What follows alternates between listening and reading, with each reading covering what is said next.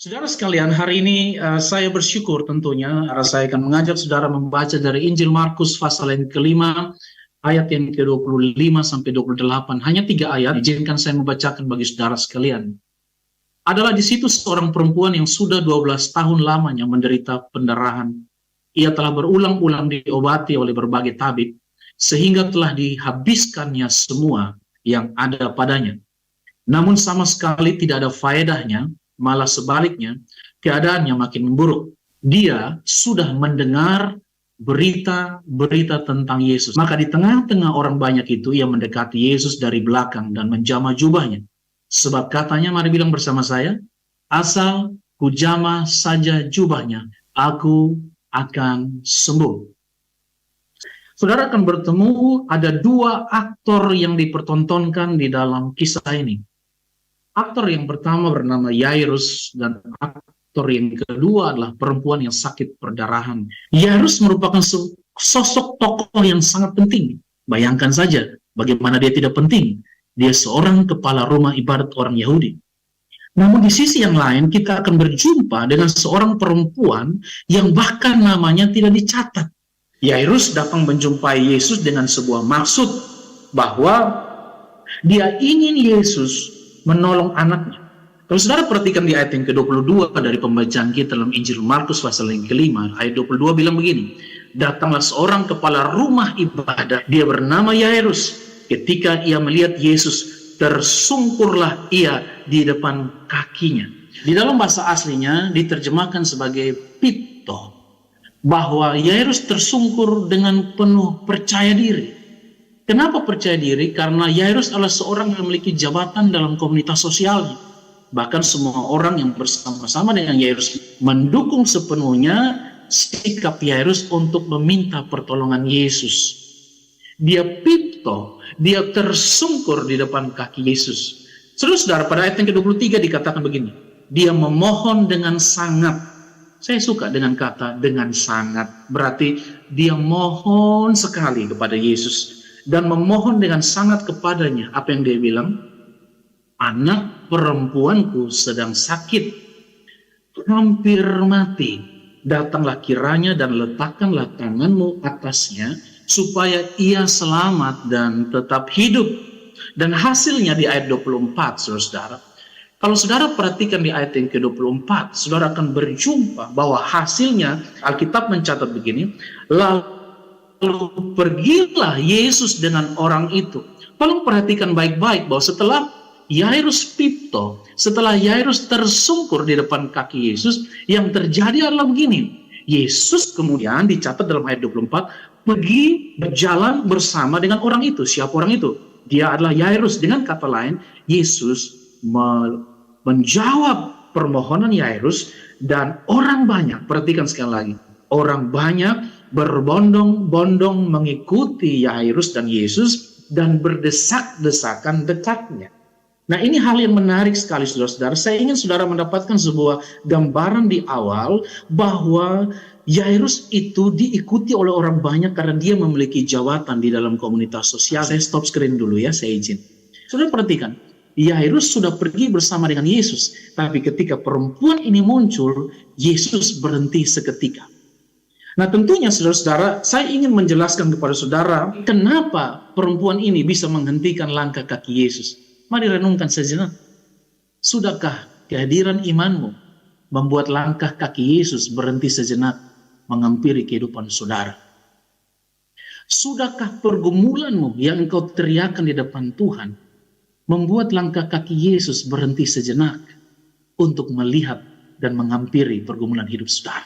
Saya sering merasa ketika saya membaca kisah ini, bayangkan, Yesus sudah pergi bersama Yairus, tetapi Yesus berhenti sejenak ketika perempuan ini hadir. Perempuan yang tidak diskenariokan sebenarnya. Dan Alkitab mencatat perempuan ini juga tersungkur. Saya tidak tahu istilah medisnya, mungkin ada di antara saudara yang dokter, perawat, atau orang-orang yang berkecimpung di dunia medis. Tetapi satu hal yang saya tahu bahwa ini sepertinya, ini adalah kanker mulut rahim. Nah, saudara bayangkan 12 tahun. Sekarang tentu perdarahan akan keluar terus. Mohon maaf kata saudara, tentu menimbulkan aroma yang kurang baik.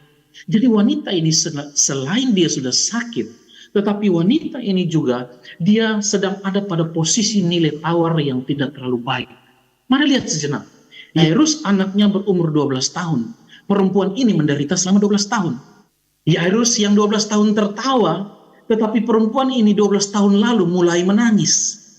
Perempuan ini menangis selama 12 tahun, Yairus bahagia selama 12 tahun. Namun 12 tahun kemudian mereka berjumpa di tepi danau, yang terjadi adalah mereka berdua sama-sama menangis. Saudara-saudara, saya tidak melarang untuk kita bahagia, saya tidak melarang untuk kita tertawa, tetapi ingat baik-baik, suatu waktu nanti kita pasti akan tiba kepada sesuatu yang namanya pergumulan. Saudara yang saya kasih dalam Tuhan, kembali saya akan share screen saya. Siapakah perempuan yang sakit pada 12 tahun ini? Dia juga tersungkur, saudara-saudara. Dan perempuan yang sakit pada 12 tahun ini juga menghampiri Yesus dengan kata tersungkur. Alkitab bahasa Indonesia menerjemahkan hal yang sama. Yairus tersungkur, perempuan ini juga tersungkur, tapi ada bedanya. Yairus diterjemahkan tersungkurnya dalam bahasa asli dikatakan pipto, sedangkan perempuan ini dalam bahasa aslinya dikatakan prospipto. Mari saya tanya saudara, berapa banyak di antara saudara yang hari-hari ini tersungkur seperti Yairus, merasa saudara orang penting, karena merasa saudara orang terpandang. Tapi mungkin juga ada di antara saudara yang mendengarkan khotbah hari ini yang sedang di dalam posisi tersungkur dalam keadaan tidak berdaya. Dia sakit selama 12 tahun. Dia menjadi najis, tempat di mana dia duduk dianggap najis. Dia tidak boleh masuk ke dalam sinagog untuk beribadah bersama orang yang lain. Dia dianggap perempuan najis. Selama 12 tahun darah terus keluar dari tubuhnya. Tetapi wanita ini memilih untuk tersungkur. Dia prospipto, penuh dengan rasa takut di hadapan Tuhan. Dia telah berobat, saudara-saudara. Dia telah pergi ke banyak tempat. Dia telah pergi ke seantero negeri itu. Dia telah mencoba semua dokter ahli, dokter-dokter spesialis telah didatanginya. Dan Alkitab mencatat bahwa semua uang yang ada padanya telah dihabiskan olehnya. Tetapi dia tidak kunjung sembuh. Itu sebabnya dia tersungkur di kaki Yesus. Kita mulai masuk kepada inti khotbahnya. Nah, kalau saudara suka dengan judul khotbah, izinkan saya memberikan judul khotbah hari ini, pesan terakhir untuk sebuah langkah terakhir. Pesan terakhir itu begitu penting. Saking pentingnya pesan terakhir, kadang-kadang kita sering anggap bahwa pesan terakhir itu semacam sebuah wasiat. Tahukah saudara, apakah pesan terakhir Yesus? Pesan terakhir Yesus dalam amanat agungnya, sebelum dia terangkat ke surga, dia berkata begini, pergilah, jadikanlah semua bangsa muridku. Baptislah mereka di dalam nama Bapa, Anak, dan Roh Kudus. Ajarlah mereka melakukan segala sesuatu yang telah kuajarkan kepadamu. Dan ada suatu jaminan, dan ketahuilah aku menyertai engkau senantiasa sampai kepada akhir zaman. Ini adalah pesan terakhir yang Yesus sampaikan.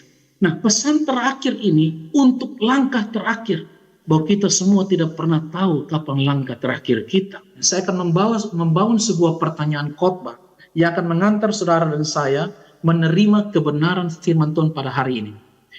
Faktor apakah yang mempengaruhi langkah akhir wanita ini dalam keberlanjutan hidupnya? Wanita ini seolah sudah sampai di akhir pergumulannya. Dia sudah hopeless. Dia sudah putus asa, saudara. Dia sudah kehilangan arah. Mengapa demikian? Semua tabib telah didatangi olehnya. Semua dokter telah dicoba olehnya. Semua harta yang pada adanya sudah dihabiskan olehnya. Tetapi realitanya, dia tidak kunjung sembuh. Dia tidak dipulihkan juga di dalam keadaannya, di dalam pergumulannya tersebut. Kalau saudara melihat ini sebagai sebuah cerita, saudara tidak akan merasakan sensasi. Saya ajak saudara untuk internalisasi ini dalam hidup saudara. Adakah pergumulan yang sedang saudara gumulkan hari ini, yang rasanya sudah tidak lagi mendapatkan jawaban doa? Wanita ini sanggup mewujudkan langkah akhir yang sangat berani. Dia prospipto, dia tersungkur dengan penuh ketakutan. Kenapa dia sampai takut? Karena dia bukan orang yang dihargai oleh komunitas. Dia perempuan yang sudah jatuh miskin, penuh penyakit, 12 tahun menderita, terasing dari komunitasnya, dijauhi oleh semua orang. Tetapi dia memiliki langkah terakhir yang membawa dia semakin dekat kepada Yesus Tuhan. Apakah langkah akhirmu sedang membawa engkau semakin dekat kepada Yesus, saudara? Haleluya. Saya rindu mengatakan pada saudara, saudara perlu mendengar tentang Yesus. Faktor apa yang mempengaruhi langkah akhir wanita ini dalam keberlanjutan hidupnya? Mari baca ayat yang ke-27, bagian A. 1, 2, dan 3. Dia sudah mendengar berita-berita tentang Yesus. Di dalam terjemahan bahasa Indonesia sehari-hari dikatakan begini, wanita itu sudah mendengar banyak tentang Yesus. Garis bawahi kata sudah mendengar banyak, berarti ada yang memperdengarkannya. Yesus bisa menyembuhkan orang lumpuh berjalan, ada orang buta sejak lahir melihat, ada orang tuli mendengar, ada orang kusta ditahirkan, ada orang mati dibangkitkan. Hei, kamu punya harapan, ada orang yang memberitakan kabar baik kepada perempuan ini. Mari baca poin pertama, 1, 2, 3. Ia sering mendengar tentang Yesus. Betapa berbahagianya kabar baik itu. Ladang sudah menguning, tapi tidak banyak orang Kristen yang menyadari bahwa mereka akan diutus Tuhan untuk menuai. Alkitab bilang apa, saudaraku, dalam Roma 10 ayat yang ke-17, kalau saya tidak salah dikatakan apa? Iman timbul dari apa? Pendengaran. Pendengaran dari firman Tuhan. Haleluya. Saudara-saudaraku, saya rindu saudara mulai memperdengarkan tentang Kristus kepada banyak orang. Saya rindu saudara tidak menjadi orang-orang Kristen yang pasif lagi. Saya rindu saudara mulai melihat bahwa diri saudara adalah orang penting dalam kerajaan Allah. Saudara adalah aset yang berharga. Kristus tidak menyelamatkan saudara untuk saudara selamat sendiri. Sudahkah engkau memperdengarkan Yesus di telinga banyak orang yang saudara jumpai di sekeliling saudara? Apakah itu keluargamu sendiri? Apakah itu teman di sekolahmu, teman di kampusmu, teman di kantormu, tetangga-tetangga di sekitar rumahmu, orang-orang yang saudara jumpai di pasar atau di tempat di mana saudara pergi dan beraktivitas sehari-hari? Sudahkah saudara memperdengarkan Yesus? Mungkin belum berguna hari ini, tetapi mungkin 10 tahun ke depan berguna bagi dia, mungkin 12 tahun ke depan berguna bagi dia. Itulah pentingnya amanat agung Tuhan Yesus disampaikan dengan penuh keberanian kepada semua orang yang saudara jumpai dalam hidup saudara. Ada amin, saudara. Selain mendengar tentang Yesus, ayat 27 bagian B dari Markus pasal 5, mari kita baca bersama-sama. Maka di tengah-tengah orang banyak itu, apa yang terjadi, saudaraku? Ia mendekati Yesus dari belakang. Haleluya. Hal yang kedua setelah mendengar adalah ia bergerak mendekat. Berapa banyak orang yang ketika menghadapi pergumulan malah menjauh dari Yesus? Kemungkinan besar karena orang itu belum mendengar tentang Yesus. M yang pertama mendengar, M yang kedua adalah mendekat. Apakah sampai sini saudara bersama saya? Ada amin? Saya berharap saudara menangkap informasi yang saya sampaikan pada saudara. Hal yang sama juga yang terjadi dengan seorang perempuan di tepi sumur itu. Perempuan Samaria yang bahkan memberitakan Yesus di hari pertama pertobatan. Yohanes 4 ayat 42 mencatat hal ini. Hei, aku sudah bertemu dengan Mesias. Orang yang berdosa ini adalah juga penginjil besar yang menginjil di hari pertama pertobatannya. Dia lari ke tengah kota, dia mengatakan pada kerumunan orang banyak, aku sudah berjumpa dengan Mesias itu. Dan mereka berkata pada perempuan itu, kami percaya, tetapi bukan lagi karena apa yang kau katakan. Sebab kami sendiri telah apa, saudaraku? Mendengar dia. Dan kami tahu bahwa dialah benar-benar juru selamat dunia. Haleluya. Mari bilang bersama saya, firman yang diperdengarkan tidak akan kembali dengan sia-sia. Tepuk tangan yang meriah bagi Tuhan kita, Yesus Kristus Tuhan. Dan yang ketiga atau yang terakhir, mari kita baca Markus 5 ayat yang ke-28. Saya akan tutup dengan ayat ini. Sebab katanya, asal ku jamah saja jubahnya, aku akan sembuh. Bukankah kita melihat bahwa inilah kesempatan terbaik untuk memperdengarkan? Mari bilang bersama saya, memperdengarkan. 2, 3. Memperdengarkan di telinga orang banyak bahwa Yesus adalah Tuhan. Ketika orang mendengar, orang mendekat. Ketika orang mendekat, orang menjamah. Ketika mereka menjamah, mereka berjumpa dengan jawaban doa itu. Saya akan tutup khotbah ini dengan mengatakan pada saudara beberapa hal. Dari 3M itu, mendengar, mendekat, dan menjamah, yang terjadi adalah seketika itu juga berhentilah pendarahannya. Apapun pergumulanmu, ketika engkau menjamah dia, maka Alkitab mencatat, berhentilah pendarahannya. Mari baca bersama saya. Dan ia merasa bahwa badannya sudah sembuh dari penyakitnya. Bahwa hari-hari ini ketika sudah masih baik, masih sehat, masih diberkati Tuhan, mulailah perdengarkan itu. Sesering mungkin perdengarkan kabar baik di telinga, kepada istri, kepada orang tuamu, kepada adikmu, kepada kakakmu, mertuamu, kepada semua orang yang sudah temui di lingkungan aktivitas saudara. Apa yang saudara perdengarkan mungkin hari ini belum dihargai, tetapi percayalah, tidak ada firman yang ditaburkan yang kembali dengan sia-sia. Apakah sampai sini sudah diberkati oleh firman Tuhan?